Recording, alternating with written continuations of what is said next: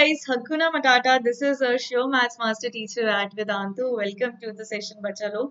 I hope आप सभी बहुत ही बढ़िया हो, अपना ख्याल रख रहे हो, है ना, मजे भी कर रहे हो. संडे है, right? So आज के सेशन में we are going to revise AP in one go. तो one shot revision कर लेते हैं. AP में हमने जो जो concepts किए थे और थोड़े से questions भी देख लेंगे, ठीक है? तो पूरा चैप्टर एक ही go में आपका रिवाइज हो जाएगा. तो शुरू करते हैं. So first I want to discuss all the problems that you face जब भी आप ऑनलाइन पढ़ाई करते हो. तो डाउट्स का दिक्कत रहता है, डाउट्स नहीं सॉल्व हो पाते, इंस्टेंट सॉल्विंग नहीं हो पाती है ना. तो एक दो दिन बाद डाउट सॉल्व होते हैं, तब तक आप डाउट ही भूल जाते हो. देन नोट्स की प्रॉब्लम रहती है कि नोट्स आपको अच्छे नोट्स बनाने के लिए एक आपको अच्छे नोट्स चाहिए अच्छे मार्क्स लाने के लिए, राइट. तो उसके लिए क्या है कि वेदांतु प्रो में क्या होता है, हमारे प्लेटफॉर्म पर टीचर जो भी लिखता है वो as a recorded notes save हो जाता है और वो आपको by the end of the session मिल जाता है. देन टेस्ट एंड असाइनमेंट्स की बात करें तो वो रेगुलर होते हैं एंड होने भी चाहिए आपकी अच्छे से प्रैक्टिस के लिए. फिर कॉम्पिटिटिव एग्जाम्स की तैयारी के लिए इधर उधर जाने की कोई जरूरत नहीं है, वो भी हमारे प्लेटफॉर्म पे ही करवाया जाता है. जितने भी ओलंपियाड एग्जाम्स हैं उनकी तैयारी सब करवाई जाती है, सबके लिए डिफरेंट क्लासेस लगता है. फिर शेड्यूल की बात करें, आपको जब भी पढ़ना है आप तब पढ़ सकते हो, कोई आपके लिए वो नहीं है, कंपल्शन नहीं है कि आप नहीं पढ़ना या कुछ भी है. फिर उसके बाद लैंग्वेज की बात करें तो लैंग्वेज भी आपकी मर्जी से, हिंदी में पढ़ना है इंग्लिश में पढ़ना है, योर चॉइस. ये सारी प्रॉब्लम्स आपकी रिजॉल्व होंगी और साथ के साथ आपको बनेंगे मतलब एक्स्ट्रा बोनसेस मिलेंगे. जैसे कि मैं बताती हूँ आपको, जैसे अनलिमिटेड लाइव क्लासेस हो जाता है हमारा, सारे चैप्टर वाइज कोर्सेज हो जाते हैं, अपने क्रैश कोर्सेज हो जाते हैं, ठीक है. तो ये आपको मिलते हैं फ्री में, ठीक है. अगर आप सब्सक्रिप्शन ले लेते हो, चाहे 1 महीने की लो, चाहे आप 3 मंथ्स की लो, चाहे 6 मंथ्स की लो, तो ये बोनसेस आपको मिलेंगे ही मिलेंगे. तो साथ में पर्सनल अटेंशन भी आपको मिलता है. तो करना क्या होगा, सिंपल से स्टेप्स हैं. जस्ट विजिट दिस लिंक, अपना ग्रेड चूज कर लो, बोर्ड चूज कर लो and click on the get subscription button. 3 plan आपके सामने हैं, 1 मंथ, 3 मंथ्स एंड 6 मंथ. जो भी अच्छा लगता है वो लो, बट जो भी आप प्लान लेते हो ये ADK Pro कूपन कोड लगाना नहीं भूलना, क्योंकि इससे आपको इंस्टेंट 15% ऑफ मिल जाने वाला है, राइट. तो करो क्या, visit this link and use the coupon code ADK Pro, ठीक है. तो are you guys ready for today's session? Revision करने के लिए आप रेडी हो? तो चलो देखते हैं हमने क्या क्या पढ़ा था. सबसे पहले हमने पढ़ा था कि बेसिकली AP का मतलब होता है प्रोग्रेशन मतलब कुछ बढ़ रहा है या कुछ कम हो रहा है. बेसिकली कुछ पैटर्न की हम बात करते हैं, वो ज्योमेट्रिकल भी हो सकता है, वो किसी एक फिगर में भी इंक्रीज हो सकता है. जैसे मैंने आपको इंट्रोडक्शन में काफी सारे एग्जांपल्स दिए थे, ठीक है. फॉर एग्जांपल अगर फ्लावर की पेटल्स हैं वो भी एक तरह के पैटर्न में होते हैं. मतलब आप आसपास जहां भी आप नजर घुमा लो पैटर्न्स ही पैटर्न्स आपको मिलेंगे. बट अरिथमेटिक प्रोग्रेशन वो पैटर्न होता है बेटा जिसमें इंक्रीज और डिक्रीज होता है. जिसमें क्या होता है, जिसमें होता है इंक्रीज और decrease in the consecutive terms. दो टर्म्स के बीच में फिक्स्ड डिस्टेंस, मतलब फिक्स्ड अपनी वैल्यू से या तो इंक्रीज होगा या तो फिक्स्ड वैल्यू से कुछ डिक्रीज हो रहा होगा. तो ऐसी पैटर्न को, इस तरह के पैटर्न को हम बोल देते हैं अरिथमेटिक प्रोग्रेशन. तो आप देख सकते हो यहाँ पर क्या है, +6 का इंक्रीज हो रहा है और ये जितना इंक्रीज हो रहा है this must be constant. Similarly यहाँ पे -5 हो रहा है, डिक्रीज हो रहा है 5 का, बट हर 2 टर्म्स में इतना ही डिक्रीज हो रहा है. तो मतलब ये कांस्टेंट होना चाहिए. तो ऐसे पैटर्न्स को हम डाल देते हैं अरिथमेटिक प्रोग्रेशन के अंडर, ठीक है. उसके बाद ये आपको बता दिया. और ये जो फिक्स डिस्टेंस होता है बच्चा लोग, इसको हम रिप्रेजेंट करते हैं कॉमन डिफरेंस, और इसको हम D भी बोलते हैं शॉर्ट में, ठीक है. तो इसको हम बोलते हैं कॉमन डिफरेंस, इसको फिक्स्ड इंक्रीज बोलते हैं, राइट. अब अगर आपको बोला जाए कि जनरल फॉर्म लिखो AP की, जनरल फॉर्म कैसे लिखते हैं, ऐसे लिखते हैं. यहाँ पर A क्या है, मेरा फर्स्ट टर्म है, उसके बाद A में कुछ डिफरेंस ऐड, मतलब कॉमन डिफरेंस तो हमें पता है कि सेम रहता है ना. तो A में अगर मैं एक बार कॉमन डिफरेंस ऐड करूंगी तो मेरे पास सेकेंड टर्म मिल जाएगी. A में अगर मैं 2 बार कॉमन डिफरेंस ऐड करूंगी तो मेरे पास थर्ड टर्म मिल जाएगी. ऐसे ही फोर्थ टर्म मिल जाएगी. ऐसे आप डिफरेंस ऐड करते रहो, आपके पास पूरी की पूरी AP आ जाएगी. तो हम इसको बोल देते हैं general form of an AP, ठीक है. तो यहाँ पर A हमारी फर्स्ट टर्म कहलाई जाती है और D हमारा कॉमन डिफरेंस कहलाया जाता है. ये आपको पता ही है. तो फटाफट से हम फटाक से आपके जो है कॉन्सेप्ट रिवाइज करवा रहे हैं. तो ये क्वेश्चन देखो, इस क्वेश्चन में क्या है बच्चों, इस क्वेश्चन में बोला right the first 5 terms of the following sequence. आपको दे रखा है कि AN आपको दे रखा है 3n+2. तो बेसिकली AN मैंने जैसे कि आपको बताया कि कैसे हम टर्म्स लिखते हैं, A लिखते हैं, फिर A+D लिखते हैं, फिर A+2D लिखते हैं, है ना. तो ये जो फर्स्ट टर्म होती है इसको हम A1 भी लिख सकते हैं, ये सेकंड टर्म बनी इसको हम A2 भी बोल सकते हैं, थर्ड टर्म बनी इसको हम A3 भी बोल सकते हैं, ऐसे ऐसे चलते चलते AN भी बोल सकते हैं. तो मतलब अगर मुझे फर्स्ट टर्म निकालनी है AP की, मतलब मुझे N को 1 पुट करना पड़ेगा. जब मैं N को 1 पुट करूंगी तो मतलब A1 क्या हो जाएगा मेरे पास जहां पर n था वहां पर मैंने 1 पुट कर दिया, तो 3 + 2 5 हो गई मेरी फर्स्ट टर्म।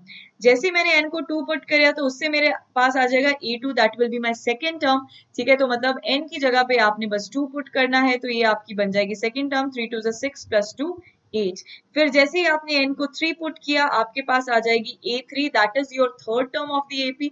तो वो कैसे आएगा, 3 पुट करके +2 कर दोगे तो बेसिकली क्या होगा, 3 3 9 10 11, तो थर्ड टर्म आपकी 11 आ जाएगी। ऐसे आप निकाल लोगे, राइट। तो अगर आप यहाँ पर भी देखो तो 8 माइनस अगर आप 5 कर दो तो कॉमन डिफरेंस क्या आता है। कॉमन डिफरेंस अगर मैं आपसे पूछूं कि बेटा इसमें d क्या है, अगर मैं ये पूछ तो d कैसे निकालते हो, नेक्स्ट टर्म में से पिछली वाली टर्म को जब आप माइनस कर देते हो तो आपके पास d आ जाता है। तो नेक्स्ट टर्म क्या है, a2 में से a1 माइनस कर देते हैं, मतलब 8 - 5 कर देते हैं, तो आपके पास क्या आ जाएगा 3, है ना। तो d आपके पास आ जाएगा 3, मतलब आप 3 का इंक्रीज कर रहे हो। 5 + 3 क्या होता है, 8 होता है। 8 + 3 क्या होता है, 11। 11 + 3 क्या होता है, 14। तो वो आपकी नेक्स्ट टर्म बनती जाएंगी। ऐसे आप 5 टर्म्स निकाल लोगे। ठीक है, ये तो बहुत ही सिंपल सा क्वेश्चन है। ऐसे क्वेश्चन भी आपको 1 मार्कर, 2 मार्कर, MCQ ऐसे वे में पूछे जा सकते हैं, राइट। तो आप ये देख सकते हो। उसके बाद देखो ये क्वेश्चन है, write the arithmetic progressions with first term a and common difference d as the follow.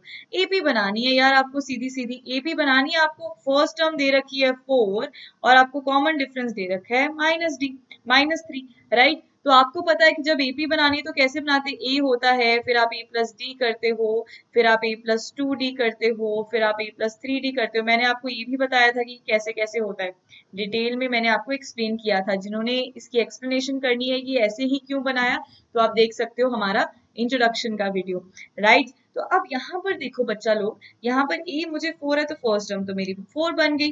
तो उसके बाद क्या करेंगे, 4 + d क्या है -3। अगली टर्म में आ जाएगा 4 + 2 × -3।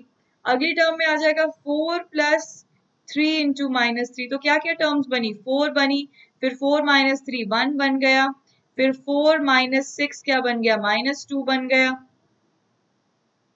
है ना। फिर उसके बाद क्या आ जाएगा, 4 - 9, फिर आपके पास आ जाएगा 4 - 9, तो आपके पास बन जाएगा -5, है ना। तो आपके पास ये बन रहा है, ठीक है। तो आपके पास ये टर्म बन रही है। ऐसे आप आगे आगे आगे आगे बनाते चलो तो आपके पास ए बी बन जाएगा, जिसमें कॉमन डिफरेंस क्या है, बेसिकली 3 है। तो 4 - 3, 4 - 3 कर लो, फिर 1 - 3 कर लो, है ना। फिर उसके बाद इसमें भी -3 कर लो, ठीक है। तो आपके पास आगे आगे आपका ईपी बन जाएगा 4 1 -2 -5। उसके बाद देखो -8 आ जाएगा, तो ये आप ईपी बना सकते हो आगे, राइट। अब आगे चलते हैं। अगला कॉन्सेप्ट क्या था, देखो जब भी इन टर्म्स को मैंने जैसे कि आपको बताया, हम ऐसे a1 a2 a3 a4 up to an लिख देते हैं, ठीक है। तो फर्स्ट टर्म हमें पता होती है, ये a1 को हम फर्स्ट टर्म भी बोल सकते हैं, कॉमन डिफरेंस d है ना, सेम ही चीज है, राइट। तो एक और चीज यहाँ पे आपको ध्यान देनी है कि nth टर्म कैसे बनेगी, कि यहाँ पर तो अगर आपको देखो नंबर ऑफ टर्म्स दे रखी है ना, सपोज अभी हम ज्यादा आगे तक जा नहीं रहे थे, थोड़ी सी एपी बना रहे थे, बट मैं अगर आपसे पूछूं बेटा मुझे nth टर्म की डायरेक्टली वैल्यू बताओ, मतलब last term of an AP की डायरेक्ट वैल्यू बताओ, तो आप कैसे बताओगे। उसके लिए आपके पास एक फॉर्मूला होता है जो calculate the nth term of an AP, है ना। nth टर्म का मतलब बेसिकली कुछ नहीं होता, जैसे मैं a1 से स्टार्ट कर रही हूँ, a1 आएगा, फिर a2 आएगा, फिर a3 आएगा, फिर a4 आएगा, ऐसे ऐसे चलते चलते चलते जो भी लास्ट टर्म आएगी उसको मैं बोल दूंगी an, और इसको बोला जाता है nth term of an AP. तो अगर मैं आपसे डायरेक्टली पूछूं बेटा nth टर्म की वैल्यू निकालो, तो कैसे निकालोगे, उसका फॉर्मूला देखो यहाँ पर ऐसे बनाते हैं हम। फॉर्मूला डिराइव करने वाले, जैसे a को हमने a लिखा, a2 तक जाने के लिए एक बार d को ऐड किया, a3 तक जाने के लिए 2 बार d को ऐड किया, फिर 3 बार d को ऐड किया।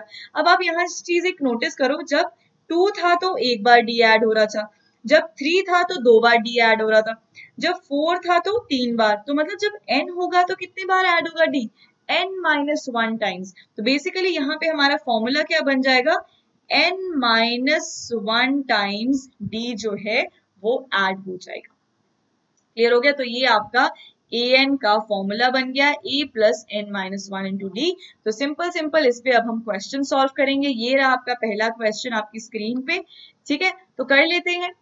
Which term of an EP this is the first negative term। पहले तो which term पूछा है, which term मतलब आपको नहीं पता कौन सी टर्म, तो आप which term को क्वेश्चन मार्क डाल दो, और उसने साथ में कंडीशन दे रखा है फर्स्ट नेगेटिव टर्म की बात करिए, मतलब आपने बताना है कि ऐसी कौन सी टर्म है जो कि नेगेटिव होगी। फर्स्ट टर्म ऐसी बतानी जो नेगेटिव होगी, तो an को लेस देन 0 पुट कर दो। और क्या गिवन है क्वेश्चन में वो यहाँ पर लिखो। आपके पास AP है 121, then 117, then 113 and so on. तो यहाँ से A की वैल्यू आपके पास आ जाएगी 121 और आपके पास D की वैल्यू आ जाएगी। आप अगर आप इसमें से ये माइनस करते हो 113 में से, अगर आप ये माइनस कर लो या फिर ये कर लो ना, D कैसे निकालते हो, अगली टर्म में से पिछली टर्म को माइनस कर लो। तो ये क्या बन गया आपके पास -4। यही बना ना 17, 18, 19, 20, 3 और -4, है ना। तो D की वैल्यू आ गई आपके पास -4। अब क्या करोगे, अब आपको क्या करना है, A की वैल्यू आपके पास आ गई 121। तो सीधा सीधा आपको कुछ नहीं करना। an का वैल्यू क्या होता है, हमने पता है nth टर्म की वैल्यू निकाली थी, वो होता है a plus n minus 1 into d is less than 0. What is a? A is my 121 plus n मुझे नहीं पता तो एज इट इज लिख दो, d मुझे पता है -4 है, इज लेस देन 0।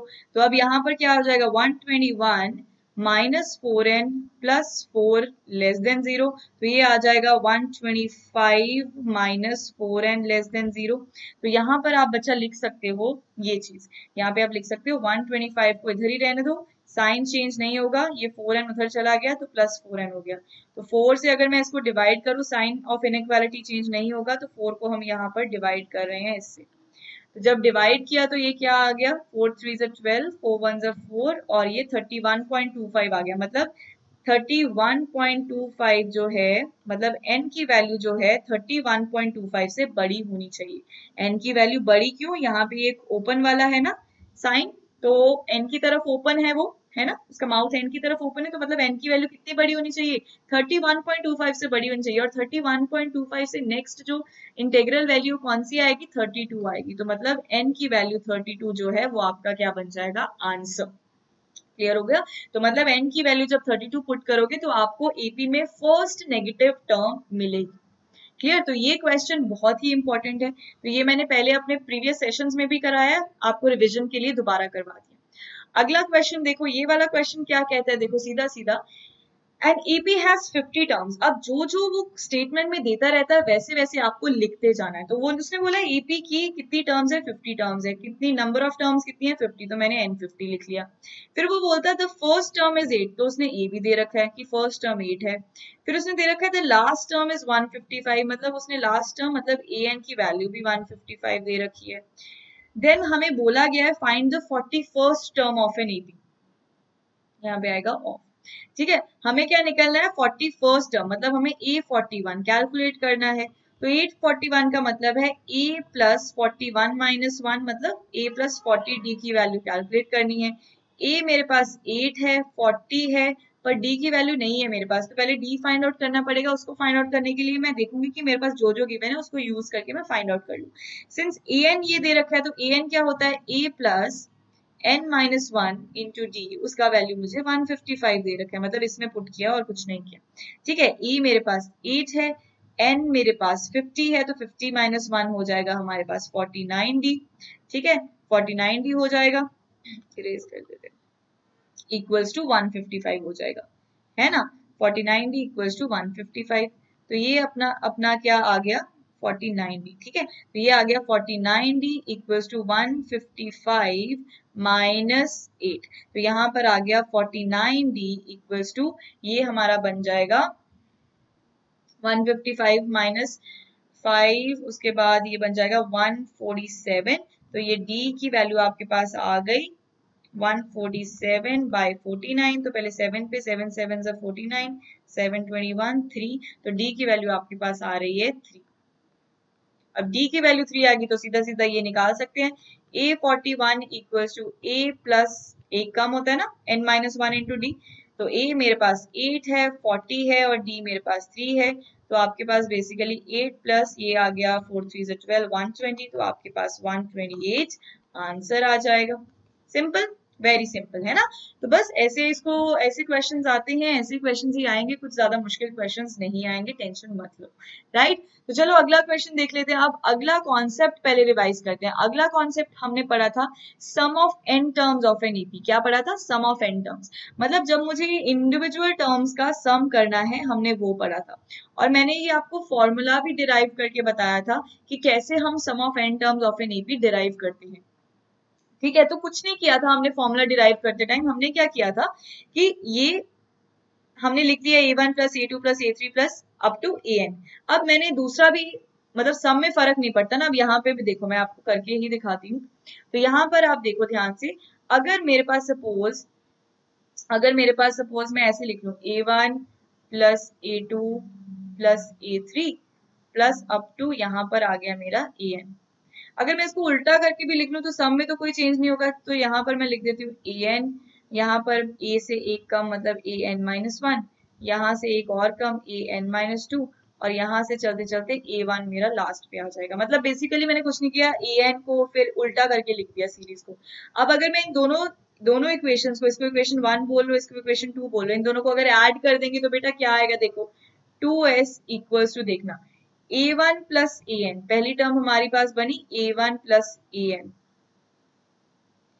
दूसरी टर्म क्या बनी आपके पास?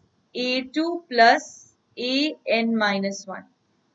ऐसे करते करते लास्ट टर्म आपके पास क्या बन जाएगी? लास्ट टर्म आपके पास देखो फिर से an प्लस a1 बन जाएगी।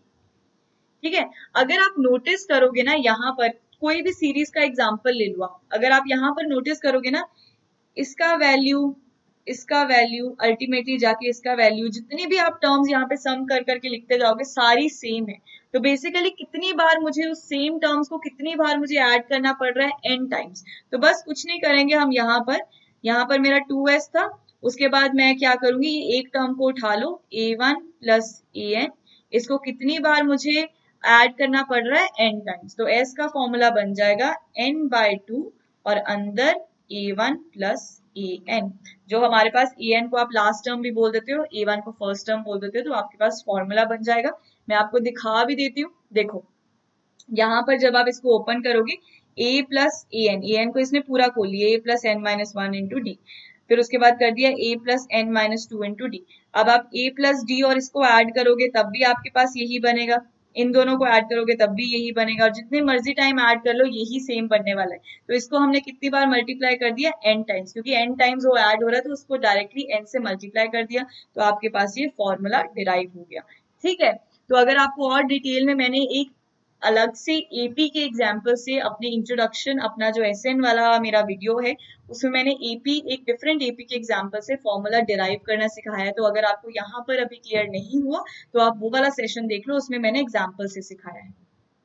ठीक है जी, तो हमारे पास सम ऑफ एन टर्म्स का एक ये फॉर्मूला बन जाता है और ये फॉर्मूला बन जाता है a प्लस an, जो कि मैंने अभी पीछे डिराइव किया था। और ये जो फॉर्मूला है जो यहाँ पर इसने पूरा ब्रैकेट को ओपन कर करके डिराइव किया है, सेम बात बनती है, कुछ फर्क नहीं है। क्योंकि यहाँ पे अगर आप अल्टीमेटली ये an की वैल्यू पुट कर दोगे ना, a plus n-1 into D, तो यही फॉर्मूला बन जाएगा। तो ये क्या हो जाएगा? a plus n-1 D, a plus a 2a plus n-1 D, यही तो है, बाकी सारा तो सेम है। ठीक है, तो ये दो तरीके से हम लिख सकते हैं। कई बार क्वेश्चन में आपको फर्स्ट टर्म और लास्ट टर्म गिवन होती है तो आप आराम से सम ऑफ एन टर्म्स निकाल सकते हैं। Clear?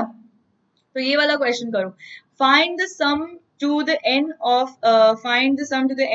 Term of the AP. मतलब आपने sum of n terms of an AP निकालना है। बेसिकली आपने एस एन निकालना है, उसको एस एन से रिप्रेजेंट करते हैं। हमें पता है कि एस एन का फॉर्मूला क्या होता है? n/2 2a plus n-1 into D, है ना। और आपको इस क्वेश्चन में n का नहीं दे रखा है, n टर्म्स तक ही निकालना है, तो n का n ही रहेगा, n/2, और a की वैल्यू आपको दे रखी है, फर्स्ट टर्म जो है वो आपकी 5 है, तो 5 लिख दिया, प्लस n-1, d की वैल्यू क्या है? 2 - 5, मतलब a2 - a1 करते हो तो 2 - 5 d हो गया, तो 2 - 5 क्या हो जाता है हमारा? -3। तो इसको ओपन कर लेते हैं, ये बन गया n/2, यहाँ पे आ गया 10 - 3n प्लस 3, ये आ गया हमारा n/2, यहाँ पे आ गया 13 - 3n। ये n की फॉर्म में हमारा जो है आंसर आ गया, बिकॉज अगर n दिया होगा तो हम इसको आगे कैलकुलेट कर सकते हैं, बट सिंस n नहीं दिया था तो हम जनरल फॉर्म में ही Sn को लिख देंगे। राइट। अगला क्वेश्चन देखो, how many terms of this sequence this should be taken that their sum is zero. मतलब आपने कितनी टर्म्स लेनी है, हाउ मेनी टर्म्स। तो टर्म्स क्या किससे रिप्रेजेंट करते हैं, एन से, तो एन तो क्वेश्चन मार्क है। एपी आपको क्या गिवन है, एपी आपको गिवन है 18 है, 16 है, फिर 14 है एंड सो ऑन। और उसने बोला है कि हाउ मेनी टर्म्स, कितनी टर्म्स लें कि उसका सम क्या हो जाए, जीरो हो जाए, ये भी आपका क्वेश्चन में गिवन है। तो बस यहां से आपके पास ए की वैल्यू 18 आ चुकी है, डी की वैल्यू आप कैसे निकालते हो, सेकंड टर्म में से फर्स्ट टर्म को माइनस करके, दैट इज -2, डी आ गया, ए आ गया, आप एस एन निकाल लो। तो फटाफट से मैं दिखा देती हूँ। तो यहाँ पे एस एन क्या होता है, इज इक्वल टू 0 पुट करना है, ये मुझे पता है, n/2 into 2a plus n-1 into D को 0 पुट कर दो, बस कुछ नहीं किया। तो n/2 2 इंटू ए, 2 इंटू ए मतलब 18 टू से हमारा, यहाँ पे मैं डायरेक्टली 36 लिख रही हूँ। यहाँ पे n-1 इंटू डी क्या है मेरा, -2 इक्वल्स टू 0। अब यहाँ पे हमारे पास आ गया n/2, यहाँ पर आ गया 36 -2n प्लस 2 इक्वल्स टू 0। तो यहाँ पे ये 2 उधर ले जाओगे क्योंकि यहाँ पे डिवाइड हो रहा है, वहां जाके मल्टीप्लाई हो जाएगा, 0 से 0 ही बन जाएगा। तो ये बन जाएगा n इंटू, यहाँ पर हमारे पास आ गया 36 प्लस 2 38 -2n इक्वल्स टू 0। मतलब हमारे पास फाइनल इक्वेशन क्या बन रही है, ये देखो, n into 38 -2n equals to 0। या तो देखो n 0 होगा, प्रोडक्ट रूल लग जाएगा, या फिर 38 -2n की वैल्यू 0 होगी। तो यहाँ से 2n इक्वल्स टू 38, तो n की वैल्यू क्या आ गई, 19। अब देखो 0 तो नहीं हो सकता n, नंबर ऑफ टर्म्स तो हमारी 0 नहीं हो सकती। तो हमारे पास नंबर ऑफ टर्म्स कितनी होंगी, 19 होंगी। जब मैं 19 नंबर ऑफ टर्म्स ले लूंगी तो मेरे पास सम क्या बन जाएगा, 0 बन जाएगा। ये बोला था क्वेश्चन। ठीक है, क्लियर है ये वाला क्वेश्चन। तो चलो आगे देखते हैं। अच्छा, तो अब बारी है आपके होमवर्क क्वेश्चन की। ये बच्चों आपका होमवर्क क्वेश्चन है। If the sum of the certain number of terms starting from the first term of an AP, ये एपी दे रखी है इस, मतलब sum of certain number of terms, हमें नहीं पता कि कितनी टर्म्स है, तो आपको एस एन कितना दे रखा है, 116 दे रखा है क्वेश्चन में से, और आपको एपी भी दे रखा है, एपी दे रखा है, तो यहाँ से आपका ए भी आ जाएगा, यहाँ से आपका डी भी आ जाएगा, और आपको निकालनी है लास्ट टर्म, मतलब आपको ए एन निकालना है, लास्ट टर्म निकालना। ठीक है, तो निकाल लोगे तो इसका आंसर मुझे कमेंट सेक्शन में दे देना। ठीक है, आई होप आपको ये वन शॉट में सारा का सारा चैप्टर रिवाइज हो गया होगा। अगर आपको एक टॉपिक को डिटेल में करना है तो उसके लिए मैंने बहुत डिटेल में वीडियोस बना रखा है बेटा। ठीक है, तो आप वो देख सकते हो, रेफर कर सकते हो। ठीक है, and let me remind you once again, visit this link. ठीक है, अपना ग्रेड चूज करो, बोर्ड चूज करो, click on the get subscription button, then there are 3 plans, 1 month, 3 months and 6 months plan, right. And क्या होगा, coupon code use करने पे आपको 15% इंस्टेंट डिस्काउंट मिलेगा बच्चों। ठीक है, तो आप डिस्काउंट अवेल कर लो वेदांतु प्रो की मेंबरशिप पे एंड ऐश करो, राइट। पढ़ाई करो मजे से, मस्त तरीके से। ठीक है, thank you so much for watching this session, thank you so much for your patience. So subscribe कर लेना जिन्होंने सब्सक्राइब नहीं करा, एंड वीडियो को शेयर कर देना, लाइक कर देना। अगर आपको थोड़ा सा भी हेल्पफुल लगा तो जरूर लाइक कर देना बच्चों, एंड हकुना मटाटा भी बता देना कॉमेंट सेक्शन में अगर मजा भी आया, right? So thank you so much. So bye bye. That was all for today, I guess. ठीक है, अब जो रह गया संडे एंजॉय करो। So bye बच्चों, टेक केयर।